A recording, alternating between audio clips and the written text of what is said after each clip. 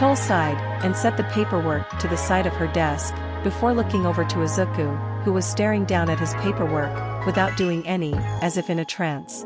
"Sir, is everything okay?" "Huh?" Izuku suddenly snapped out of his trance and looked up at her. Yeah, it's just, I have to prepare for some new arrivals that are complicated." Chol raised an eyebrow. "I don't recall DOC sending us any new children. Did they just give a notice?" Izuku shook his head. "No, it's not DOC. For once I wish it was just them springing things on me with no notice. Because this is, somehow worse. XXXXXXXXXXXXXXX." Flashing back to that night, Izuku was lying in bed and just answered the phone to his unwanted caller. "Izuku, it's been a long time," his father said, in his gravelly voice, that sounded like he smoked a million cigarettes. "Not long enough," Izuku said with perhaps the most venom in his voice he'd ever had. "What on earth could you possibly be calling me about? I hope you don't think I'm going to give you any money." No. Come on, I'm not that stupid." His father laughed. "No, instead I'm gonna give you something for once." Izuku raised an eyebrow in confusion. What on earth could his deadbeat dad want to give him? "What is it?" Surprised you didn't hang up on me yet," his father said, before explaining. "So funny story, after I left your mother and you, I started doing my thing. And I found this lady who had a quirk that gave her 3 separate bodies, so naturally, I got her bed and well, I'm sure you're smart enough to put the pieces together. May I remind you that mom and you aren't officially divorced?" Izuku said bitterly. "And whose fault is that? I told your mother I didn't want her anymore, and she still refuses to cooperate with me."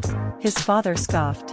"But back to what I was saying, so I did my thing, but I got so excited, I forgot to wear any protection." Izuku's eyes widened. "What? Surprise, you have half-sisters," his father laughed.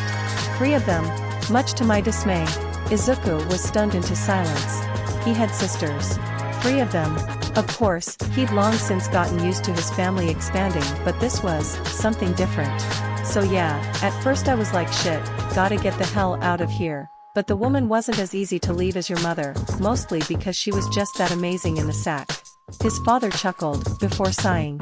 "So yeah, I ended up sticking around, and we raised the girls for about 7 years. 7 years? Izuku gasped, his face contorting in pure shock. He had sisters for 7 years and didn't know. But you see, as it turns out, neither of us really wants to keep them. So, yeah, we need to get rid of them." His father said casually, as if he was getting rid of a broken TV. "I was gonna give them over to an orphanage, but that's a whole process.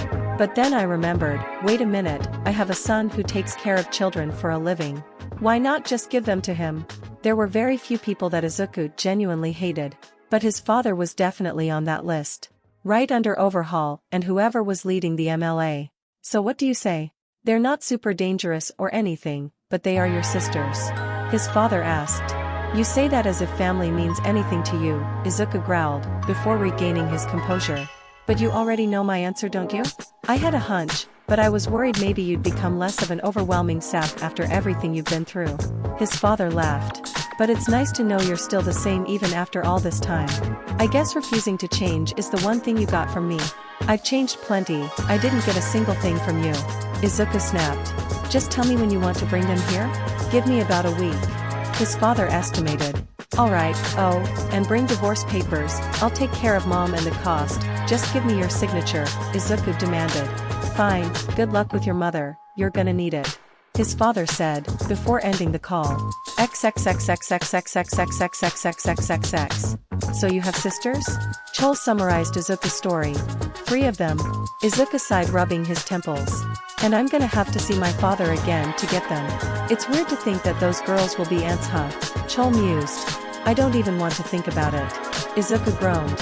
"And not to mention those girls have been raised by that man up till now. Ugh. Well, look on the bright side, they're only 7. You've got plenty of time to get whatever your father put in their heads out." "Yeah, I guess." Izuku sighed. "When are things going to be simpler?" "Simpler? Probably never, given how you are," Chol said honestly. "Easier? Eventually. Whenever you start something it's going to be hard. Especially when it's a business. But if you do everything right, and get just enough luck, it'll be smooth sailing, for the most part. Granted, life doesn't decide to throw a curved ball that destroys your entire life." Izuku let out an even deeper sigh. "Putting that aside, I'm going to need to tell the kids."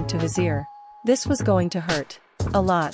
Probably not the most painful or stressful experience he'd had in his life, or in the past year, but that didn't make it any easier. Hello? Izuku? Is everything alright? His mother asked as she picked up the phone. You didn't collapse again, did you? Are you eating okay? Are the kids alright? You're making sure to take breaks, right? I'm fine, Mom, it's just, are you sitting down? Izuku asked. Izuku, what's going on?